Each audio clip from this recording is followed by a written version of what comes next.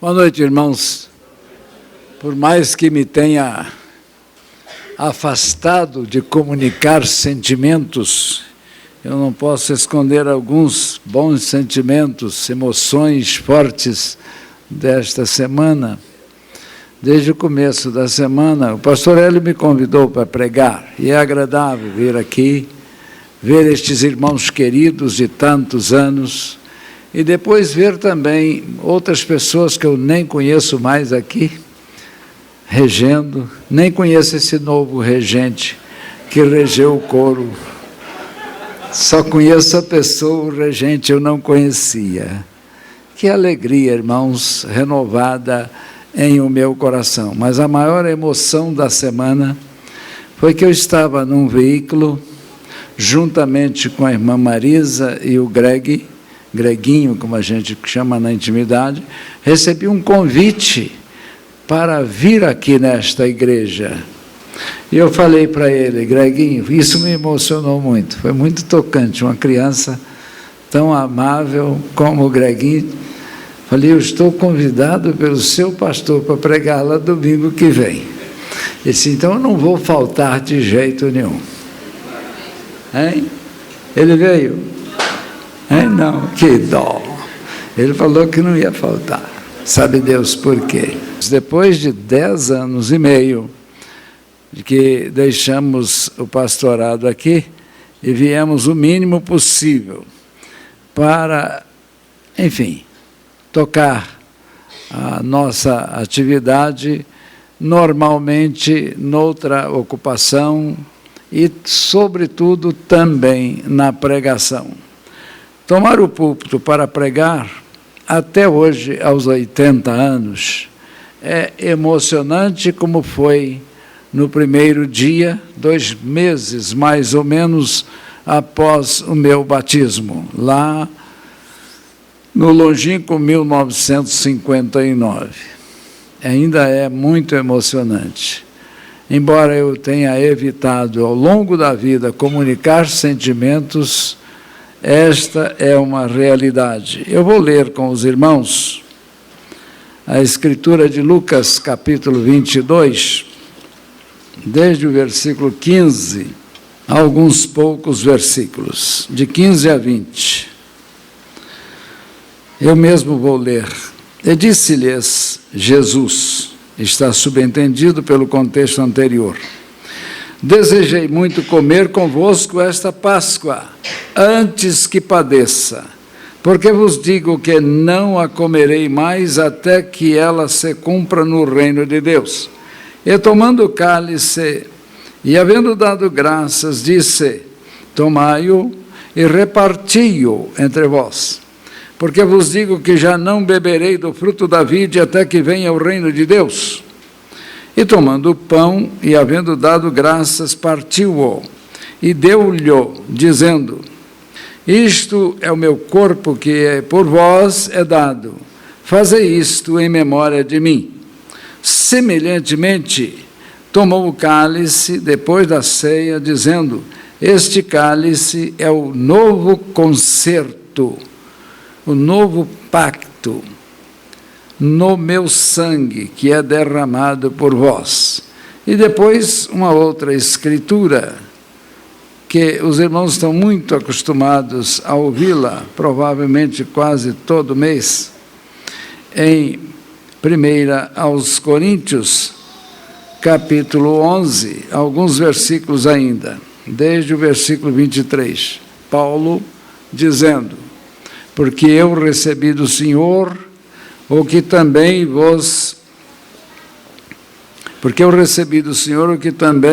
vos ensinei, que o Senhor Jesus, na noite em que foi traído, tomou o pão, e tendo dado graças, o partiu, e disse, tomai, comei, isto é o meu corpo que por vós é partido, fazei isto em memória de mim.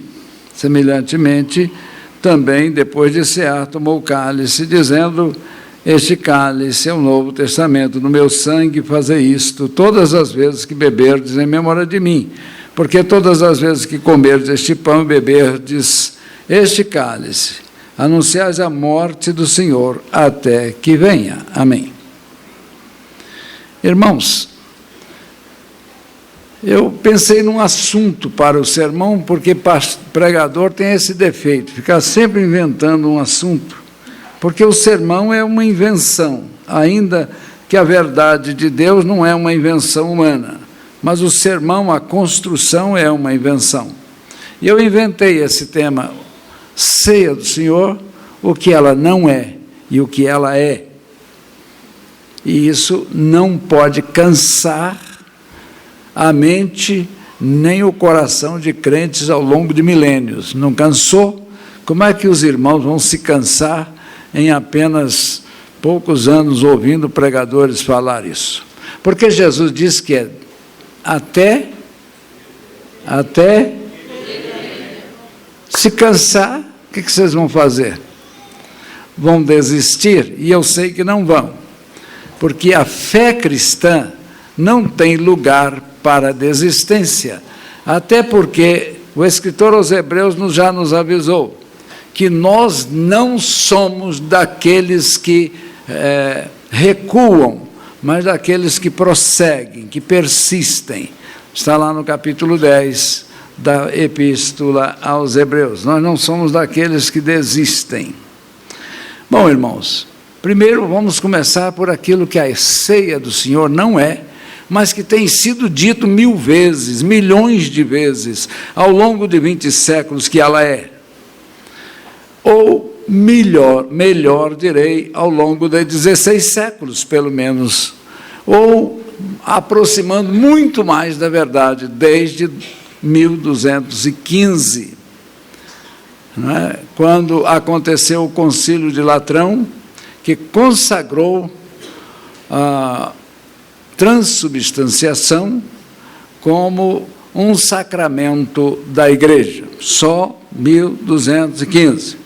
É claro que já se falou essa palavra transubstanciação desde Juliano, um teólogo lá do finalzinho do segundo século, mais filósofo do que teólogo. De fato, ele era um filósofo, conhecedor profundo da filosofia grega, e Juliano interpretou muitas coisas da Bíblia com toda a fé, com todo o zelo cristão, sem ter passado por uma escola de discipulado que lhe ensinasse profundamente o Evangelho de Jesus. Ele era já um filósofo, douto na filosofia grega, era um judeu grego, como se diz, não é?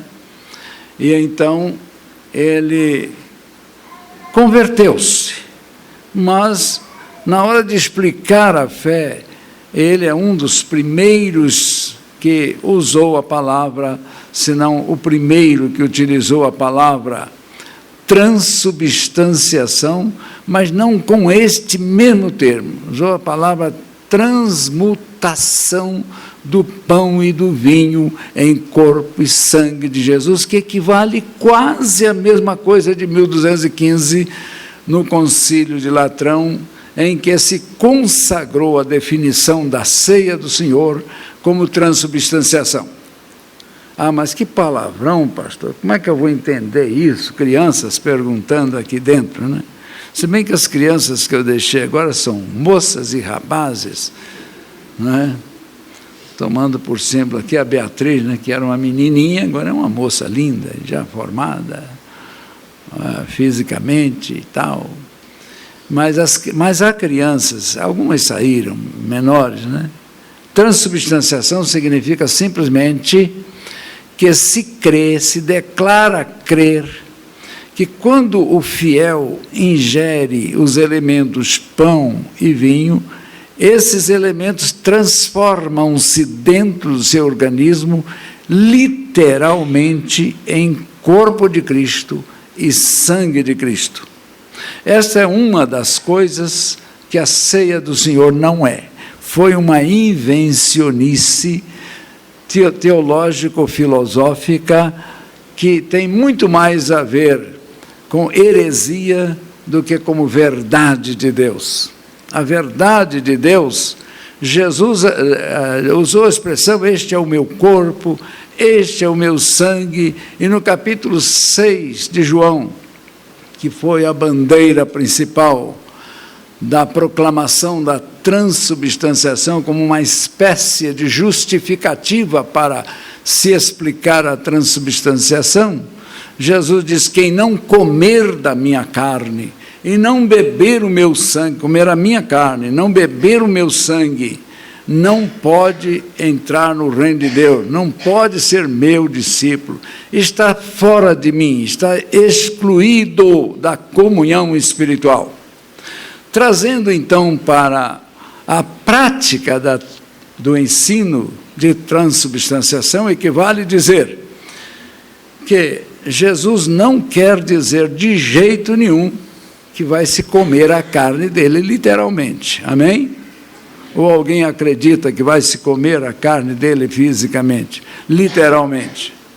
Assim como Jesus disse, eu sou a videira verdadeira, e ninguém sai procurando onde está essa árvore, este arbusto, esta vinha, que eu quero ver Jesus. Aliás, tem um falso Cristo atualmente pregando nos Estados Unidos e arrebanhando muita gente para o engodo da sua pregação. Ele exibe-se como a reencarnação de Cristo. Ele diz que ele é o Cristo e ele mandou desenhar no braço dele, como é que fala isso? Não é desenho, não, isso é isso aí. Todo mundo sabe, não precisa nem a gente aprender essas palavras, o povo conhece isso demais. 666. E ele disse que 666 é um número simbólico nas Escrituras para significar aquilo que falta, né? Quer dizer, é o homem imperfeito, e dito literalmente em alguns lugares da Bíblia que é o homem do pecado, ou, no outro lugar, o anticristo. Mas mesmo assim, ele exibe o braço, dizendo que ele é 666, mas a gente sabe que ele não é o 666, e se ele for, ele é apenas um a mais. Porque desde que Jesus pregou, e desde que fomos avisados no final do primeiro século, que viria o anticristo, já muitos anticristos surgiram. Então, os anticristos estão surgindo, mais um nos Estados Unidos agora. Muito mais fácil de ser identificado pelos cristãos do que os outros, porque ele mesmo deu a sua identidade, 666. Então, ele está dizendo que é o Cristo com a boca, mas com o braço ele está dizendo, eu sou o falso Cristo. Eu sou o anticristo. Então era de esperar o quê? Na minha ingenuidade teológica, que todo mundo que olhasse aquele homem, que já tivesse ouvido uma vez só na vida o número 666 e entendido o seu significado, diria, longe de mim. Mas não é isso que está acontecendo. Milhares de pessoas estão seguindo esse falso Cristo, irmão Paulo Brasil, nos Estados Unidos. E a gente diz a nação mais desenvolvida da terra, a nação mais rica da terra, é verdade, mas mais desenvolvida a ponto de ter gente seguindo tal tipo de doutrina. Então, falsas doutrinas sempre surgiram, e algumas delas surgiram da boca dos teólogos. Um colega que é professor universitário, é também pastor e é doutor, ele me perguntou certa vez, Geraldo, é verdade que todas as heresias nascem dentro da Igreja Batista? Eu falei, é quase isso, mas não é bem isso.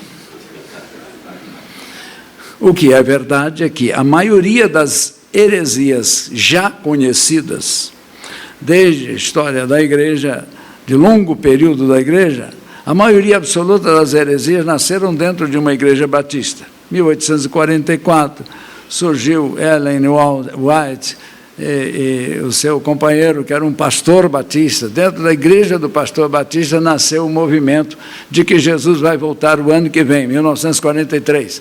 1843. Aí, em 1844, toda a gente seguiu atrás dele. Eram batistas, antes eram batistas, muitos deles, outros não. Eram batistas não convictos de que a palavra de Deus é a verdade. Isso é um perigo muito grande, irmãos. A gente ser batista não faz da gente um cristão verdadeiro. O que faz um cristão verdadeiro é fé no Cristo crucificado e que o seu sangue é a representação perfeita na ceia em que nós cremos. Nós cremos que o sangue de Jesus e o seu corpo pregado na cruz é o recurso de salvação para todo aquele que crê. Jesus disse aquelas palavras no sentido de crer nele. O capítulo 6 de João é o mais claro do mundo sobre isso, porque ali mesmo Jesus já resolveu o problema. Não precisa procurar outro capítulo para dizer: quem não come da minha carne, quem não come a minha carne, não bebe o meu sangue, não pode ser meu discípulo, está fora de mim, está excluído. Mas, apesar disso, ele disse também: eu sou a videira verdadeira e ele não é a videira. Então, comer a carne dele não significa comê-la, literalmente. Beber o sangue dele não significa bebê-lo, literalmente. Simplesmente uma representação do corpo de Cristo, uma representação do sangue de Cristo. Estão presentes nos elementos que daqui a pouco partilharemos. O que a ceia do Senhor não é? Aliás, é preciso acrescentar que em 1215 foi decretado o dogma, nasceu o dogma da transubstanciação. E no Concílio de Trento, 1542 a 1563, durou esse concílio mais de 20 anos. É o concílio do combate contra a reforma protestante. Muitos atos foram decididos naquele concílio de Trento. Um deles, a alteração do número de livros da Bíblia, acrescentando-se 7 livros. Foi no concílio de Trento, 1546. Para desfigurar a tradução da Bíblia que Lutero estava preparando e divulgando já Gutenberg tinha inventado a imprensa, o trabalho estava mais rápido. Hoje está muito mais rápido que a imprensa. Hoje é WhatsApp, outras coisas mais rápidas. Mas naquele tempo foi um salto, né? Então, para combater a Bíblia de Lutero, que era verdadeira, criou-se a Bíblia verdadeira com o acréscimo de mais 7 livros. Havia já uma tradução católica na Alemanha, e que circulava há muitos anos, mas a igreja fez um esforço de fazer uma nova tradução da Bíblia, com acréscimo, uma nova edição da Bíblia alemã, com mais 7 livros. Tobias, Judite, etc. Bem, o Concílio de Trento veio e sancionou, homologou, fortaleceu o dogma da transubstanciação, como combate contra a reforma protestante que Lutero estava lutando para mostrar que aquilo não era a verdade de Deus, era uma invencionice do Concílio de Latrão. Então, o Concílio de Trento sancionou aquilo, isso é a verdade de Deus, mas é uma interpretação, simplesmente uma interpretação infeliz, porque faz literal o que não é literal.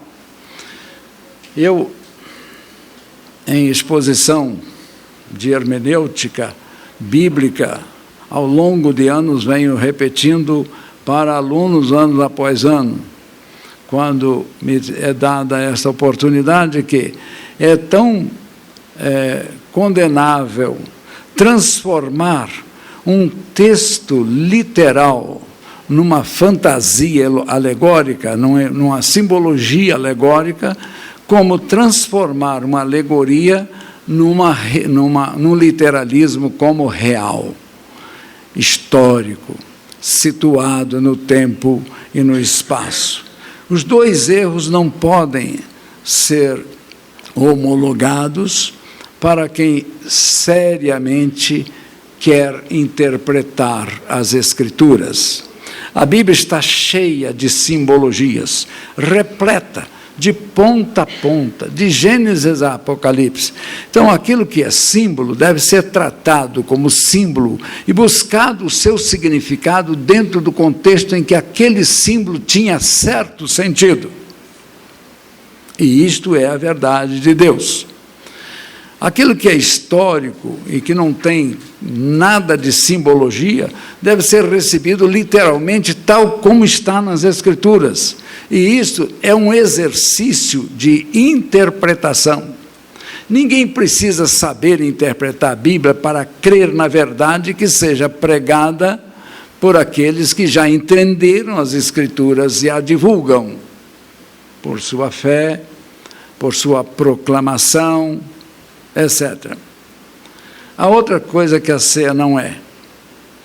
A ceia não é Eucaristia, mas isso tem sido repetido aos séculos e séculos e séculos. O primeiro autor, o primeiro filósofo que usou essa expressão de ceia como Eucaristia, na verdade, foi Inácio, ou, se quiserem, com todo respeito à cultura, Santo Inácio. Ele viveu no primeiro século até mais ou menos o ano 110, já segundo século da era cristã, e ele escreveu bastantes coisas interessantes, e é conhecido como um dos pais da igreja, dos primeiríssimos pais da igreja, ou seja, daqueles que atuaram na comunicação do Evangelho após o período e a morte dos apóstolos, salvo apenas João, que foi o último apóstolo a morrer no ano 100 da era cristã. Inácio é contemporâneo de João, morreu 10 anos depois dele, mais ou menos. Inácio foi um propagador do Evangelho, foi o primeiro que interpretou algum escrito do Novo Testamento que já se tinha acesso, embora não houvesse o Novo Testamento como um volume, porque só vai nascer 2 séculos mais tarde, uma publicação do todo do Novo Testamento. A primeira parte divulgada eram livros soltos, um para essa igreja, outro para aquela outra igreja e tal. E o primeiro conjunto de livros inspirados que foi divulgado junto às igrejas, esses livros foram chamados Corpus Paulinos, ou seja, a composição das 13 epístolas paulinas num só volume de rolo escriturístico. Não era livro como nós, mas era um composto de livros de Paulo num só volume. É claro que eram vários coros, mas estavam todos em conjunto, divulgados daqui para ali, dali para lá, e sendo copiados aqui e ali, e assim se conheceu melhor e mais depressa o pensamento paulino em muitas igrejas, em muitos locais, do que o próprio ensino direto de Jesus. E isso é providencial de Deus, porque Paulo é o melhor instrutor da fé cristã que nós já tivemos e o mais completo. Mas não é só isso, irmãos. Foi Inácio quem disse Eucaristia como forma de explicar. Ou seja, o que é uma Eucaristia? As duas palavras compostas aí querem significar um rito, assim como também sacramento quer dizer isso, é um rito religioso que, segundo a crença, confere graça especial a qualquer pessoa que participe desse rito. Então, se você participa da ceia tomando o pão e bebendo o cálice, se crê, pela expressão Eucaristia, que você confia que você vai receber dos elementos uma graça especial, o que, com efeito, é heresia, é fantasia mental, é qualquer coisa que você queira dizer, menos ceia do Senhor. A ceia do Senhor celebra o Senhor, e não pão nem vinho. O pão e o vinho são representativos do Senhor, do corpo e do sangue de Jesus. Mas uma pessoa histórica que viveu há 2000 anos atrás aproximadamente, esse tempo, e que deu a sua vida pelos pecadores, e que morreu na cruz e ressuscitou ao terceiro dia. E Paulo apóstolo, reduziu isso a um conceito tão sintético, que ele está dito em 2 versículos de 1 Coríntios, capítulo 15. Eu vos ensinei o que eu vos escrevi, o que também vos ensinei, que o Senhor Jesus foi crucificado, sepultado, ressuscitou ao terceiro dia, depois foi elevado aos céus. Esse é o resumo do Evangelho. Evangelho não é evangelho pregado que não se funde, que não se fundamente nessas grandes verdades de Jesus, que amou, o Pai amou, deu seu Filho, ele viveu entre nós, fazendo bem, curando os enfermos, libertando os oprimidos. O diabo, foi assim que Pedro resumiu lá na casa de Cornélio. E, enfim, ele depois foi perseguido, foi preso, foi morto, sepultado, e ao terceiro dia ressuscitou. É isso que eu sei. E então o Espírito Santo confirmou na vida e na casa de Cornélio o evento que havia acontecido em Jerusalém, porque eles creram que fé é fé em Jesus crucificado, morto, sepultado e ressurreto, e que foi elevado aos céus e que voltará. E aí Paulo fecha tudo isso agora na escritura de 1 Coríntios, capítulo 11, quando ele explica o que é a ceia. Então avancemos, antes de chegar e dizer o que ela é. Isso vocês sabem mais do que o que não é. Eu sei. Bom, a terceira coisa que a ceia não é. A ceia não é consubstanciação. Lutero fez um esforço enorme para livrar a igreja da heresia da transubstanciação. Mas ele era monge quando se converteu, e ele não tinha total identidade cristã neotestamentária, embora já tivesse escrito como monge, antes mesmo da sua conversão, supostamente, fantástica, que ocorreu numa passagem entre uma região de floresta, em que um raio o atingiu e ele ficou meio morto. Por isso se diz que Paulo e Lutero têm muitas semelhanças. Agostinho, Paulo e Lutero. Paulo, Agostinho e Lutero, para ser mais preciso. Tem semelhanças muito grandes na sua conversão. 3 grandes obreiros do Senhor, teólogos notáveis, todos eles. Lutero queria livrar a igreja da heresia da transubstanciação, mas ele não sabia como ainda. Ele não tinha coragem ainda, na sua fé nova, a nova fé, de propor que a ceia é uma representação e não a própria transubstanciação. Então, assim, ela é consubstanciação, não é substância do corpo de Cristo, nem do sangue de Cristo, mas é como se fosse. Se a gente pudesse fazer doutrina com esse princípio, então nós estaríamos perdidos.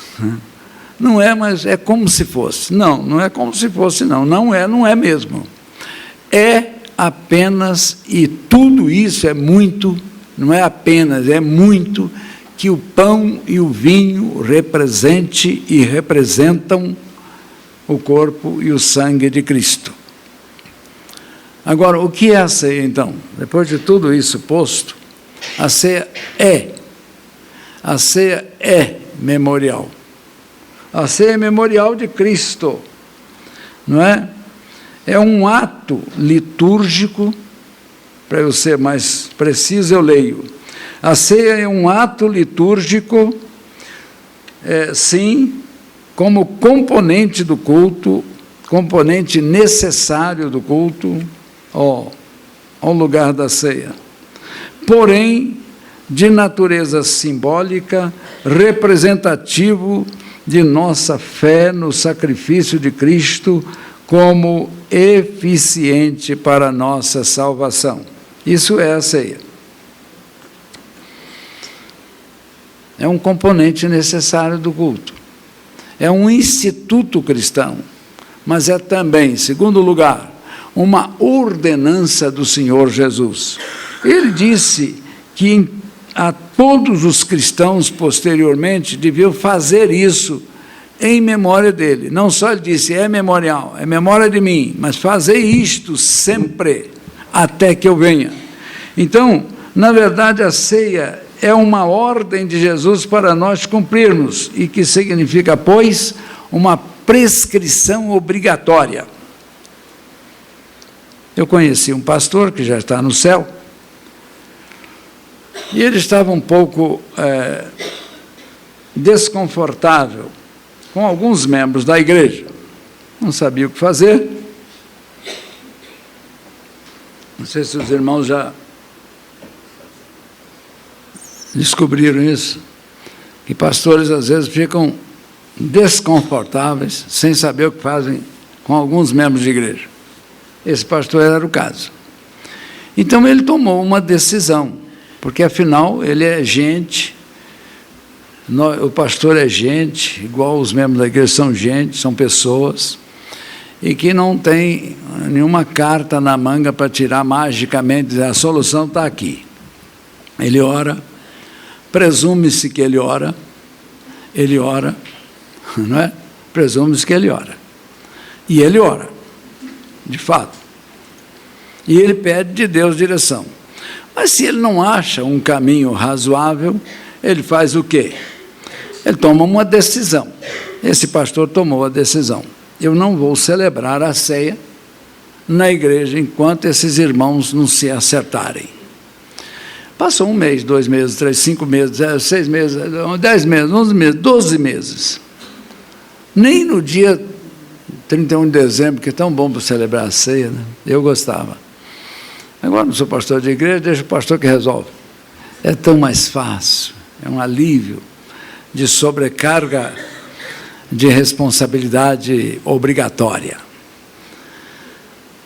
Então, 13 meses, 15 meses, e os diáconos, no meio disso aí, reuniram-se. Alguma coisa está errada. Vamos chamar o pastor para uma reunião. Chamaram. O pastor disse, não, eu não estou à vontade para celebrar a ceia do Senhor. Mas por quê? Há uns problemas aqui que eu ainda não tenho a solução, e eu não quero expor à igreja os problemas, e não quero também sujeitar a ceia a uma situação melindrosa. Os diáconos não concordaram. Se eu fosse diácono, eu também não concordaria, viu, Paulo?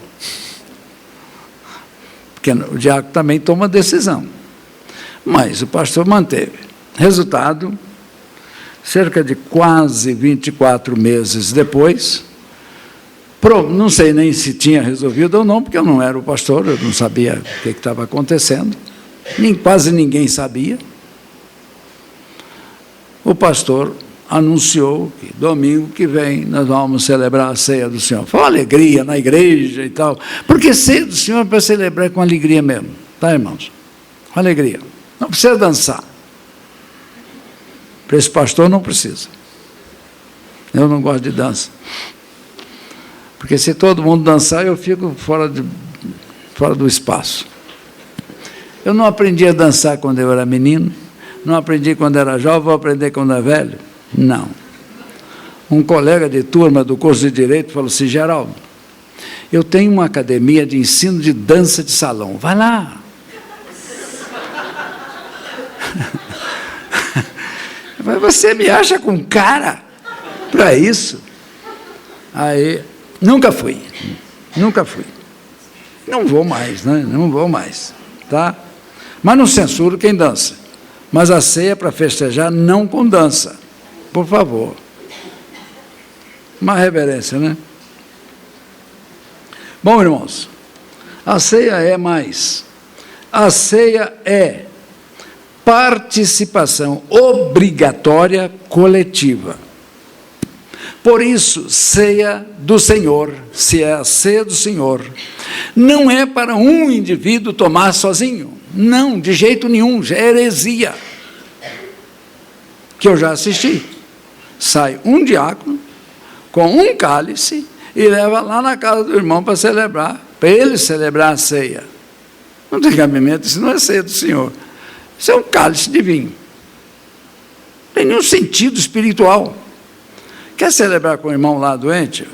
Chama o diácono, o vice-presidente, o diácono, não, o outro diácono. Vai 2 ou 3, porque Jesus disse que quando tiver 2 ou 3, ele também vai comparecer, não é? Não é que ele esteja ausente do não, gente, do indivíduo, não. Ele está presente no coração de cada crente pelo Espírito Santo que nos foi dado, amém? Amém. Mas a celebração da ceia é obrigatoriamente coletiva. Vai lá na casa do irmão, já fiz isso muitas vezes. Ir lá, levava um grupo de irmãos celebrar na casa do doente, da doente.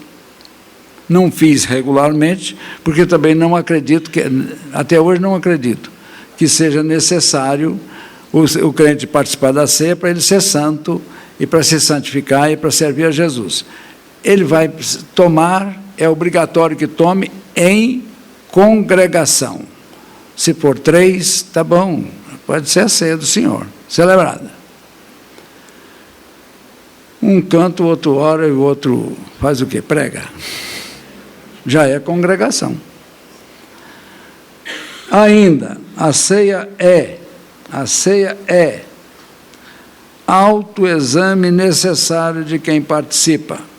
A ceia só deve ser tomada assim.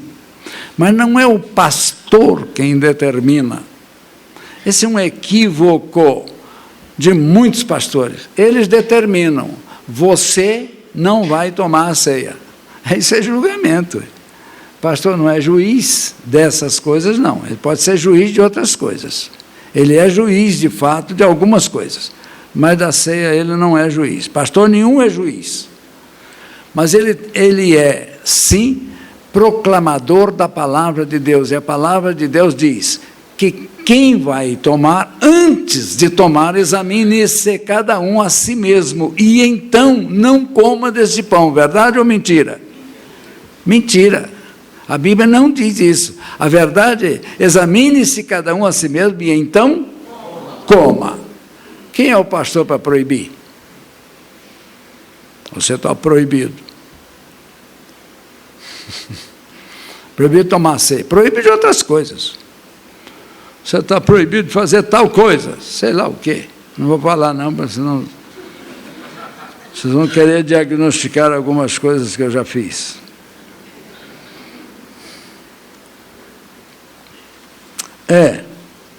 Por último, finalmente chegou o fim. Quem não está acostumado comigo, não sabe que eu gosto de demorar um pouco. Até porque eu gosto muito de pregar, né? Gosto muito, sou encantado com essa coisa. Aí um dia minha esposa, há muitos anos atrás, Gera, você gosta de pregar? Eu falei assim, eu estava frito se eu não gostasse. Eu prego todos os dias. Eu fiquei 22 anos no rádio. E grande parte dos 22 anos eu fui diariamente no rádio. Alguns irmãos aqui são testemunhas disso. Depois eu tinha o Geraldo Espíndola, que foi alguns dias para mim. Depois tinha o NFZ, que foi a metade do tempo para mim. Eu fui jogando as cargas para outros, né? Mas eu pregava todo dia, todos os dias. Então tem que gostar. E eu gosto. Agora, irmãos, a última coisa é a ceia do Senhor. Eu escrevi só para ficar bem enunciado. É uma forma de conexão espiritual inseparável entre o passado, o presente e o futuro. A ceia do Senhor comporta esse condão significativo. Ela é uma conexão do passado, do presente e do futuro. No passado, Jesus diz, memorial, vocês vão lembrar de mim todas as vezes que comerdes este pão. Imagine uma celebração de ceia, em que Jesus não seja lembrado. Marco, fala-se de tudo, menos de Jesus. Menos de Jesus. Aliás, eu li uma historiazinha triste. Um cristão alemão, representante comercial, talvez pela antiguidade da história, estava na França, talvez vendendo. Não sei o que ele estava fazendo lá. E não deu tempo de voltar, porque tinha alguns negócios para resolver. Ele passou o final da semana da Páscoa, ou seja, da morte de Cristo e ressurreição, domingo de ressurreição na França. E essa é uma história verdadeira. Chegou no domingo, ele estava no hotel, aprontou-se, foi para a igreja.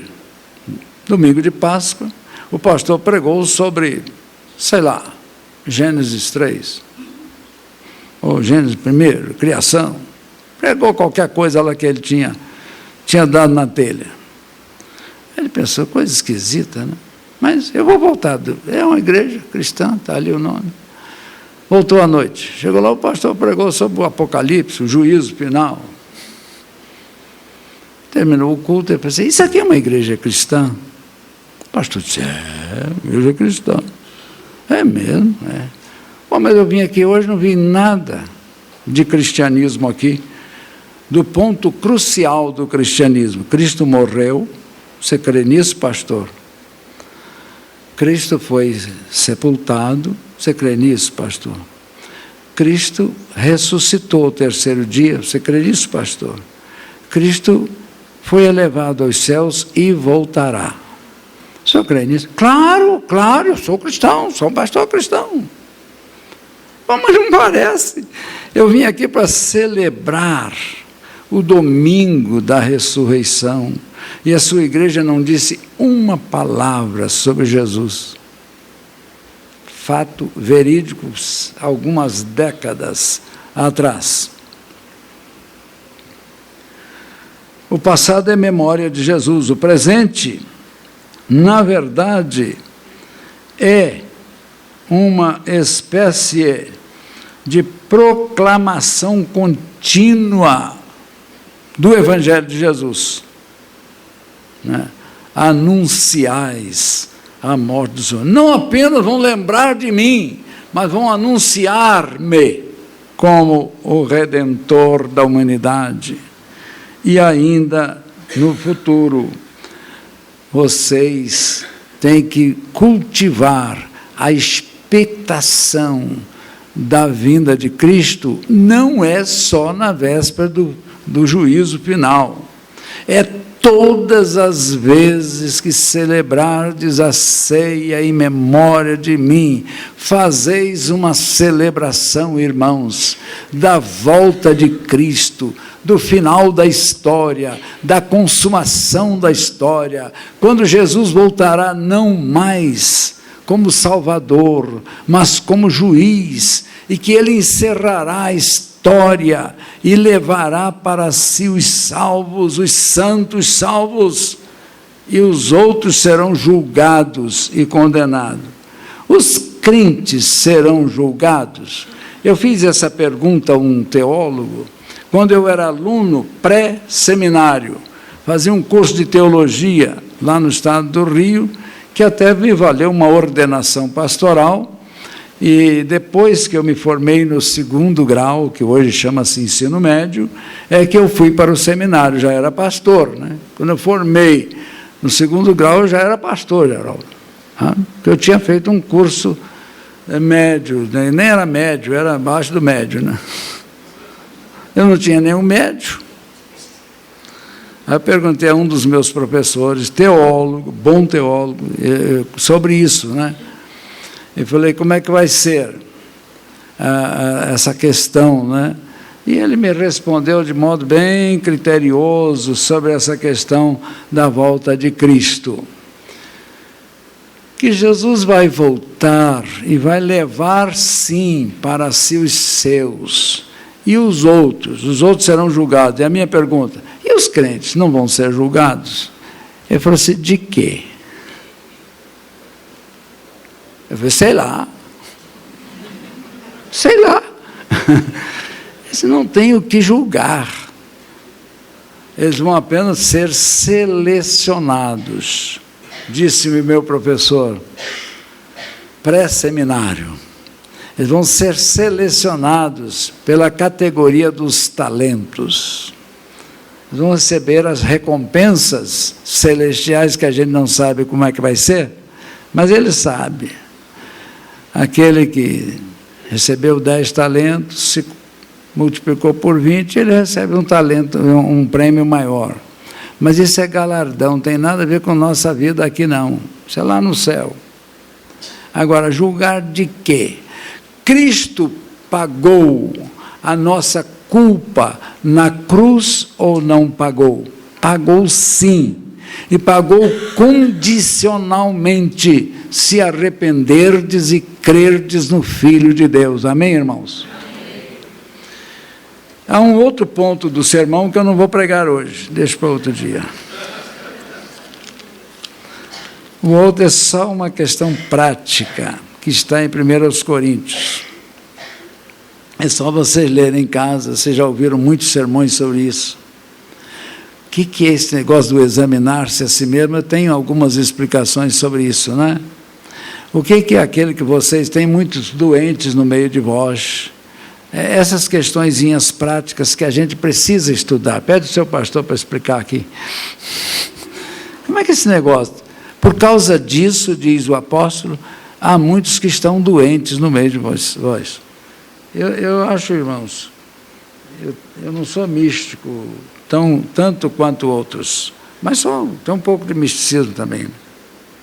Que, de fato, a gente, às vezes, adoece porque não está bem com Jesus. Eu acredito nisso. Aí tem que ser curado. Mas não adianta tomar penicilina. Não cura. Se for pecado, Amaro, penicilina não cura essa infecção. Não cura. Você tem que tomar o remédio de Jesus. Vamos agradecer a Deus esta hora da celebração da ceia. Nem sei se eu demorei ou não. Felizmente eu não enxergo aquele relógio. Aliás, o relógio eu vejo. O que eu não vejo são os ponteiros. Não é problema para mim, né? Irmão Inesi, eu estou com muita saudade de você. Vem cá no microfone e ora a Deus. Ora pelo momento da ceia, pelo pão e pelo vinho. Querido Deus, bondoso Pai, te agradecemos, Senhor, por esse momento marcante em nossas vidas. Obrigado, Senhor, por esta oportunidade. Obrigado, Pai querido, que neste momento, ao celebrar esta ceia, fazemos tal como o Senhor nos ensinou, fazer isso em memória de mim. Muito obrigado por tudo, em nome de Jesus oramos. Amém. Então, Monezinho, me ajuda aqui, vai abrindo aí. Vai abrindo, obrigado. Pode. Vamos ver, Mivan, ajuda aí desse lado. Obrigado. Pega o pão.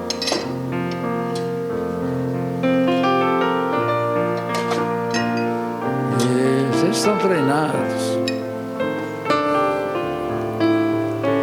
É uma alegria muito grande, irmãos, estar participando desse momento junto com esta igreja que amamos, não é de ontem, de muitos anos.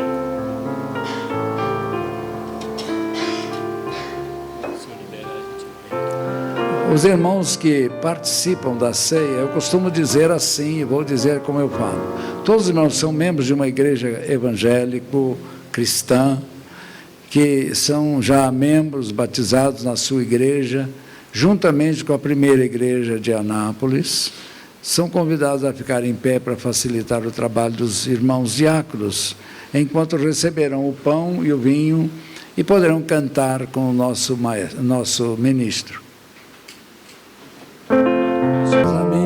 Examine-se cada um a si mesmo e assim coma deste pão, como nos instruiu Paulo. Tomemos o pão.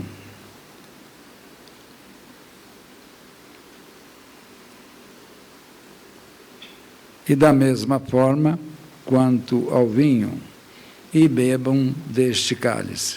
Tomemos. Podem sentar, e os diáconos procedem como de hábito. Amém, pastor. Eu quero agradecer ao pastor Geraldo, que é o nosso pastor. Também, 25 anos tive o privilégio de ser pastoreado.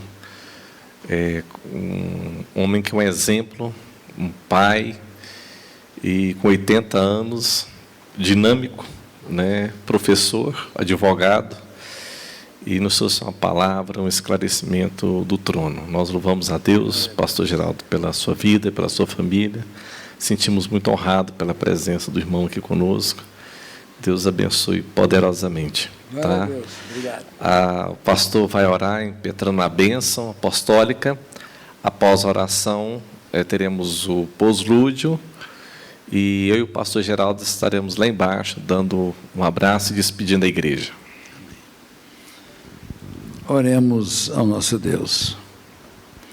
Que a graça de nosso Senhor Jesus Cristo, o amor eterno de Deus, nosso querido Pai, a comunhão e as consolações do divino e glorioso Espírito Santo, seja com o povo de Deus aqui reunido e em toda parte onde o nome do Senhor está sendo invocado. Amém, Senhor. Amém.